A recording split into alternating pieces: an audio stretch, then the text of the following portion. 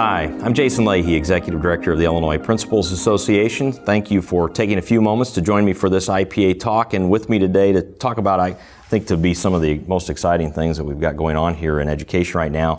Mary Reynolds with the Illinois State Board of Education, Executive Director of Innovation and Secondary Transformation. Did I Correct. get that right? Yes. Wonderful, wonderful. So thanks for being here, Mary. Sure appreciate that. So now, how long have you been with the State Board? I have been there about 2.5 years. Okay. But working on education policy for over 30. Wow, that's wonderful.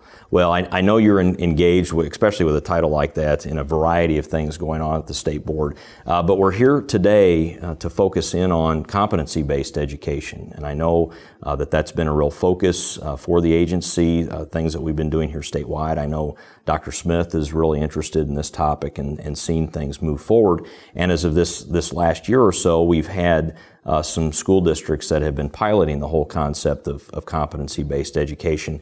But just to kind of take a step back from that, can you just share with us, what was the impetus for this kind of, what's driving this whole process of competency-based education right now from your perspective? Sure. The General Assembly passed a bill that was called the Post-Secondary and Workforce Readiness Act. Mm-hmm. And that act in 2016 really put into play a number of initiatives that really help build competency and allow it to occur.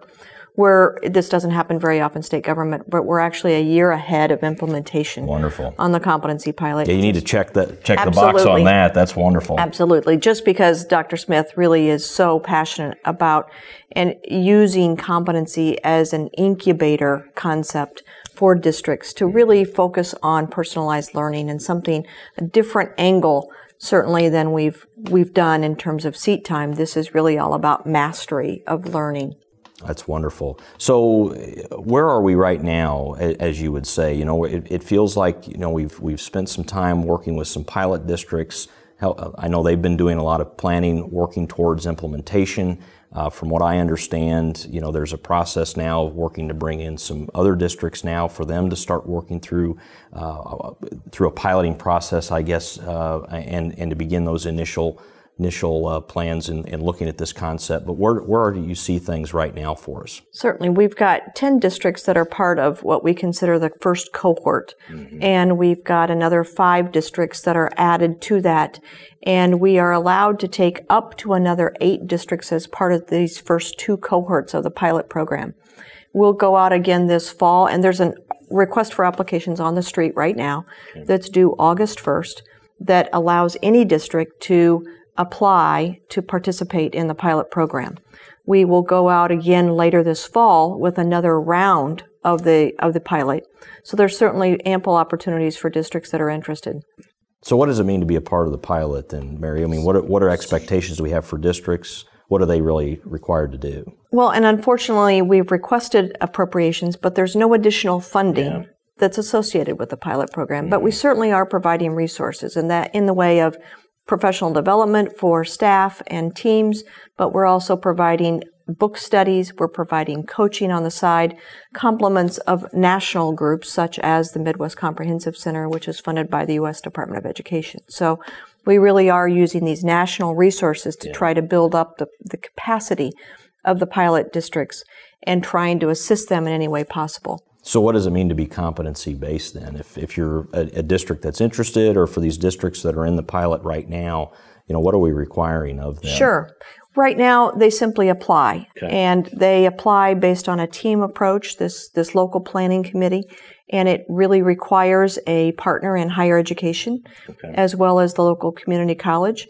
It also requires that they have teacher, staff, faculty, and administration buy off and sign in, and the board as well. And so it envisions this entire approach in a team concept that everybody has to buy into this concept. We've got districts that are doing this in a small way, so only focused on one subject area such as math. Okay. We've got other districts that are doing it K-12. So they really can take their own approach, but they really need to have that approval or that really capacity locally to engage in learning and teaching in a different way. So then the hope with these districts obviously is that they're moving themselves away from just the seat time component, right? That you have a kid that takes a semester of Algebra 1 or whatever that might be, and allowing them to progress at a more speedy pace, I guess. Not necessarily faster. Okay. It can be slower. It really does allow in the law to allow the time that a student needs to master that content. So it could be faster, but it could also be slower. It could be in a different way. It could be not at the school at all, physically. It could be in community. It could be in a workplace learning opportunity. It could be in a community service organization. It could be in a number of different avenues and ways of approaching it. It doesn't have to be all in that seat at that building. Yeah. Now you mentioned one of the districts that's piloting is K-12, right? Correct. So I think, and those that I've talked to a little bit about what the state board is currently doing have kind of got it framed up in their mind that this might only be for secondary, but that's really not the case at this point, correct? That really the goal is to maybe see this happening district-wide and taking a real systemic approach. Absolutely, and there's nothing that prevents a district from doing that now in terms of taking steps towards that. The law actually, as it passed, only included grades 9 through 12, but a piece of legislation has passed unanimously this spring. It's on the governor's desk, and that bill will allow for K-12 implementation of competency. The real hook for districts in the incentive really is that they can waive, outside of the traditional waiver process, they can waive school code mandates of both statute and rule to allow them to think differently about learning. So the incentive really is to think broader, and it may be waiving the school calendar, it may be waiving subject matter, it may be waiving time, it could be waiving, we've got one district who wants to waive the no pass, no play. Yeah. There's different pieces of code that may hinder this kind of learning and approach. And so we want districts to think broadly about what they may be interested in doing and doing it in a different way. It's not as though you aren't still teaching and learning. Yeah. You're just doing it in a different approach. You mentioned engaging with higher ed. Obviously, this is very important, right, to keep them at the table because you're having to look at many different things very differently. That the whole concept of GPA, I see it. I'm a former high school principal, so these things start to come into my mind. You mentioned no pass, no play. I thought, wow, that really has implications as well. But again, class rank, valedictorian, salutatorian. And obviously, we've got a lot of school districts that have started looking at those over the last several years and kind of moving away from them in general. But all of that's very interesting. How do you perceive the thinking around the higher ed community right now and how they're engaging with this? Any thoughts with that? So we've had several conversations with higher education on a statewide basis as well as a national basis, and national organizations are working with higher education across the country to try to think differently about high school transcripts, high school GPA. And so we've initiated those conversations statewide. Our competency pilot districts are on a working group with higher education in Illinois, and it's just taking off of the ground, but we are getting going in terms of a basic foundation understanding of what both expectations are as well as where we might go on model transcripts, for example, that higher education can accept and high schools might think differently about. So rethinking those kinds of areas where you were discussing on transcripts and GPA, but also trying to incorporate that work-based learning in terms of both credit as well as experience and mastery.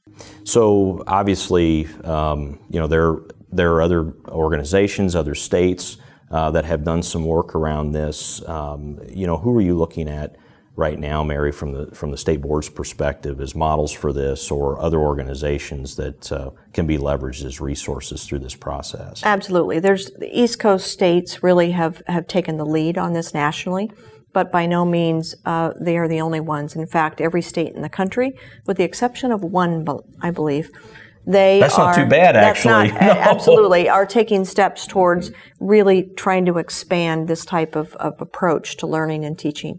But it really began on the East Coast. So Maine, New Hampshire, Rhode Island have all really taken the lead. And so the Great Schools Partnership is a great resource, but as well as the INOCAL organization nationally, Achieve, a number of national groups have done some significant research in this approach, and there's a number of books that we're engaged in a couple of book studies with districts and trying to really, with the authors of these books on assessment or on competency itself and what it means in terms of a classroom or what it means in terms of a high school schedule. Yeah.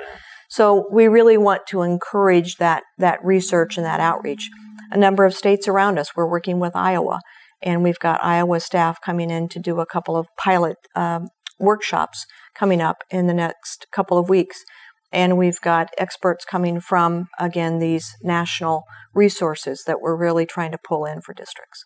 So kind of bringing this conversation full circle, Mary, bringing it back to these first pilot districts that were involved, have you sensed any of them just looking at this going, man, maybe this was a bigger pill to swallow than we originally thought, or having any hesitancy now moving forward? Because really, they're just now to the point really where they're going to start implementing, if I'm correct about that, right? Absolutely. So any sense from them that anybody's like, you know what, this isn't maybe the way we would want to go? We've got, of the 10 districts that began a year ago, they really have embraced this. Mm-hmm. And we've got some districts that actually started implementing in January. Wonderful.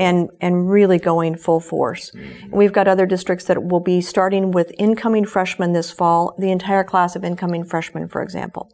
We've got other districts that have really tried to take a step back and rethink how they're approaching alternative schools, for example, in East St. Louis.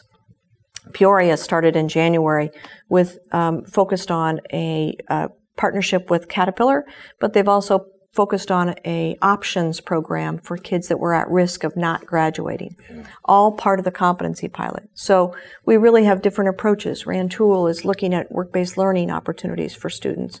We've got CPS, which has their own diversity among schools that are participating, but they've got all the way from college prep to the detention facility and center for students. So a lot of different approaches, which really makes the value of the pilot program even richer.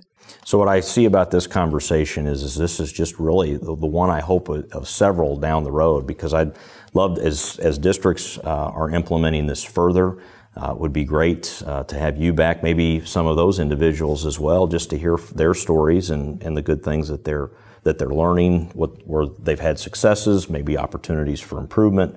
All of that would be wonderful. Absolutely. And we've got all the districts listed on our website, as well as resources that districts can learn more about, steps that they can take to provide more personalized learning, whether they apply to the pilot or whether they just simply want to take steps towards that.